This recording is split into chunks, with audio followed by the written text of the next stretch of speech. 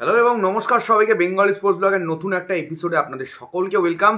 Channel যদি নতুন হন চ্যানেলটাকে সাবস্ক্রাইব করে দেবেন এবং এখন অবধি যদি আমাকে ইনস্টাগ্রাম এবং ফেসবুকে ফলো না করে থাকেন তাহলে ডেফিনেটলি আমাকে ইনস্টাগ্রাম এবং ফেসবুকে ফলো করে দেবেন। আমি বেঙ্গলি স্পোর্টস ব্লগ নামেই রয়েছি।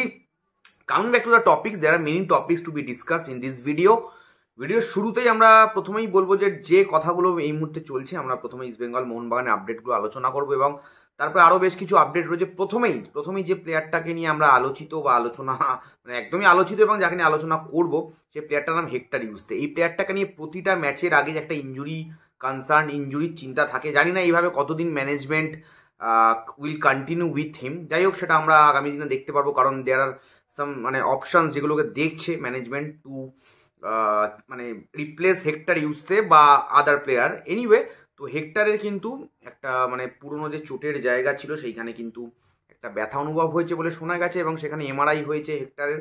এবং তারপরে সব কিছুর পরেও হেক্টরের কিন্তু একটা অজানা ইঞ্জুরি, এক্স্যাক্টলি কোন জায়গাতে কি হচ্ছে ব্যাপারটা না জানা গেলেও কিন্তু একটা প্রশ্ন চিহ্ন থাকছে। লাস্ট ম্যাচে হেক্টর ইউস্তে স্টার্ট করেছিল, তোমরা দেখতে পেয়েছো, এবং সেই জায়গায় হিজাজি মেয়ার কিন্তু আগের ম্যাচে খেলেনি। তবে যদি তোমরা বলো যে ভালো সংবাদ ইস্ট বেঙ্গলের জন্য, যদি খুশির সংবাদ হয়, তাহলে হেক্টর ইউস্তে কিন্তু টিমের সাথে প্র্যাকটিস জয়েন করেছে এবং মোরাললেস আমি যে প্রসেসটা তোমাদেরকে এর আগেও বলেছিলাম, অস্কার ব্রুজন কিন্তু এই মুহূর্তে হেক্টরের এজটাকে মাথায় রেখে কিন্তু সেই প্রসেসটাকে অ্যাপ্লাই করছে, যে ওকে প্র্যাকটিস করাচ্ছে এবং রিকভারি করার জন্য ওকে রেস্টও দেওয়া হচ্ছে, যেহেতু ও একটা ইঞ্জুরি থেকে রিকভার করছে। এই প্রসেসে কিন্তু হেক্টর চলছে এই মুহূর্তে এবং খুব সম্ভবত আমি যতটুকু জানি কালকের ম্যাচের জন্য, ইস্ট বেঙ্গলের ম্যাচের জন্য হেক্টর ইউস্তে কিন্তু অ্যাভেলেবেল থাকতে চলেছে এখন অবধি যা খবর। তবে দেখা যাক আগামীতে কি হয়, হেক্টরকে ইস্ট বেঙ্গল পায় কিনা। তবে আমি যতটুকু জানি hectare ইউস্তে will be available for tomorrow. Coming back to another point for আমি বলবো মোহনবাগানে আমি টম অ্যালডার্টের কথা বলেছিলাম তোমাদেরকে, আজকে আমি জানাবো বলেছিলাম। টম অ্যালডার্ট মোস্ট লাইকলি এখন অবধি যতটুকু বোঝা যাচ্ছে, টম অ্যালডার্ট কিন্তু খুব সম্ভবত, যদিও মাঝখানে এখনো সময় রয়েছে, আজকের দিনটা কালকের দিনটা সময় রয়েছে, মোহনবাগানের ম্যাচটা 8 তারিখ সানডে ম্যাচ রয়েছে মোহনবাগানের। তো সেই ম্যাচটার ক্ষেত্রে আমি বলবো টম অ্যালডার্টের কিন্তু প্রশ্নচিহ্ন তো অবশ্যই রয়েছে। আমি তোমাদেরকে আগেই বলেছিলাম টম অ্যালডার্টের জায়গায় কে খেলবে, দীপেন্দু খেলবে দীপক টাংরি খেলবে, দীপেন্দু বিশ্বাস খেলবে, দীপক টাংরি খেলবে, সেই বিষয়ে কিন্তু অনেক প্রশ্নচিহ্ন কিন্তু এই মুহূর্তে রয়েছে। এবং সেই জায়গাতে দাঁড়িয়ে টম অ্যালডার্টের কিন্তু ইঞ্জুরিটা কিন্তু যে জায়গায় রয়েছে, সেই যতটুকু খবর পাওয়া যাচ্ছে যে টম অ্যালডার্ট কিন্তু এখন অবধি 100%-এর ধারে কাছে ফিট তো নয় এবং খুব সম্ভবত যদি এই মাঝখানে দুদিনের মধ্যে যদি টম অ্যালডার্ট রিকভার করতে না পারে, তাহলে কিন্তু 8 তারিখের ম্যাচটা কিন্তু টম অ্যালডার্ট কিন্তু মিস করতে পারে, এখন অবধি তাই শোনা যাচ্ছে। এবং তার জায়গায় রিপ্লেসমেন্ট হিসাবে দীপক টাংরি বিভিন্ন নাম উঠে আসছে। বেঙ্গলি স্পোর্টস ব্লগে তোমরা চোখ রেখো, আমি চেষ্টা করবো তোমাদেরকে একদম জেনুইন আপডেটগুলো তুলে ধরার, যে কারা খেলবে না। কারণ টম অ্যালডার্ট এবং অ্যালবাতো রদ্রিগেজ মার্টিন এই জুটিটা কিন্তু একটা দুর্দান্ত জুটি কিন্তু তৈরি হয়েছে। এবং আরেকটা জিনিসও তোমাদের মাথায় রাখতে হবে, আমি যদি খুব ভুল না হই, অ্যালবাতো রদ্রিগেজ মার্টিনে কিন্তু 4টে ইয়েলো কার্ড হয়ে গেছে খুব সম্ভবত, আমি যদি খুব ভুল না, এটা আমার একটু মাসল মেমোরি থেকে আমার যতটুকু মনে পড়ছে এই মুহূর্তে।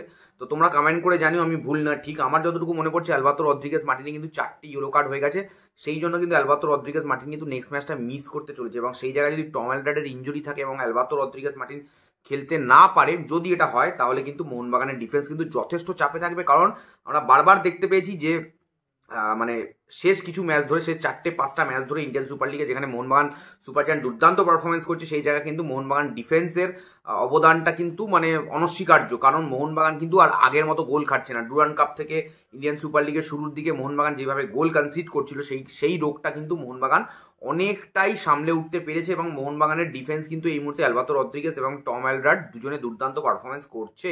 তো সেই দিকে এটা কিন্তু মোহন জনতার জন্য একটা আলাদা চিন্তা থাকবে। কারণ যে টিমটার সাথে খেলা, অবশ্যই তোমাদের মনে রাখতে হবে, এখন অব্দি ইন্ডিয়ান সুপার লিগে কিন্তু one of the top scoring টিমসের মধ্যে একটা টিম কিন্তু নর্থ ইস্ট ইউনাইটেড।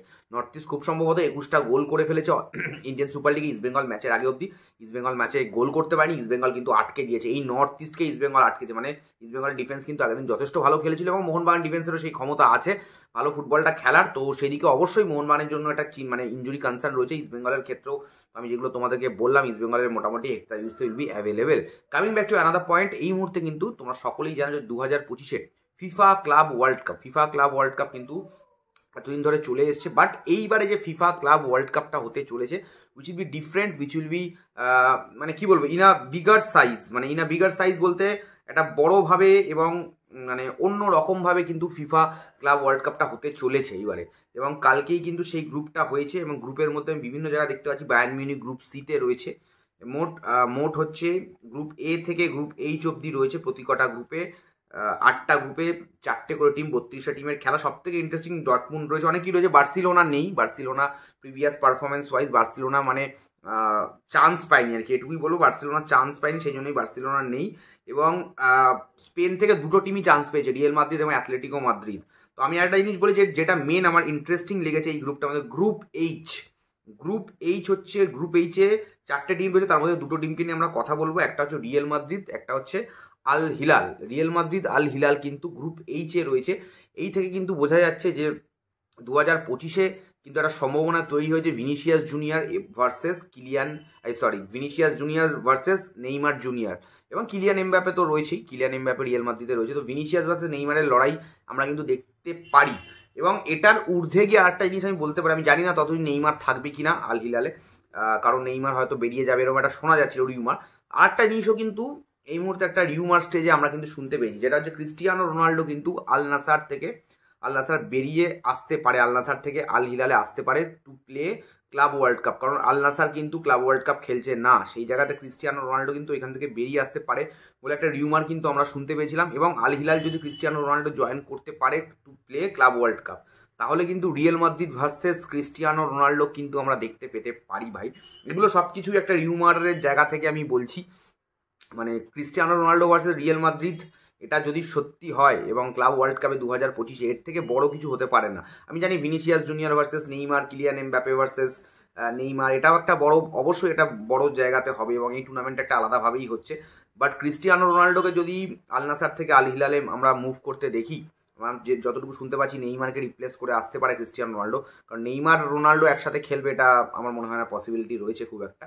তো যদি ক্রিস্টিয়ানো রোনাল্ডো আসে সেই ক্ষেত্রে কিন্তু রিয়েল মাদ্রিদের এগেনস্টে কিন্তু আমরা দেখতে চলেছি। এবং এই টুর্নামেন্টটা কিন্তু 2025-এর জুন মাস থেকে জুলাই মাস অবধি চলবে, একটা আউটস্ট্যান্ডিং টুর্নামেন্ট।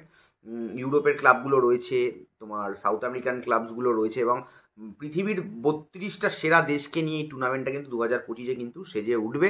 আমি তো খুব এক্সাইটেড, এবং কালকে ম্যাচ ইস্ট বেঙ্গলের ওয়াচ অ্যালং হবে ডেফিনেটলি। আজকে রাত্রিবেলা তোমাদের সকলকে নিয়ে আজকে লাইভে আসবো, তোমাদের সবাইকে জয়েন করাবো। তোমরা কী ভাবছো ইস্ট বেঙ্গলের ম্যাচ নিয়ে, পরের দিন মোহনবাগানের ম্যাচ নিয়ে কী ভাবছো, সেগুলো নিয়ে আজকে রাত্রিবেলা লাইভে আমরা ডিসকাস করবো definitely. Thank you so much যারা ভিডিওটা দেখলে, আশা করছি তোমাদের ভিডিওগুলো ভালো লাগে। যদি ভালো লাগে কী করতে হবে তোমরা জানো, do subscribe Bengali sports blog. দেখা হচ্ছে খুব তাড়াতাড়ি নতুন একটা ভিডিওতে, মানে অ্যাকচুয়ালি রাত্রিবেলায় দেখা হচ্ছে। চলো এখনের মতো সবাইকে টাটা।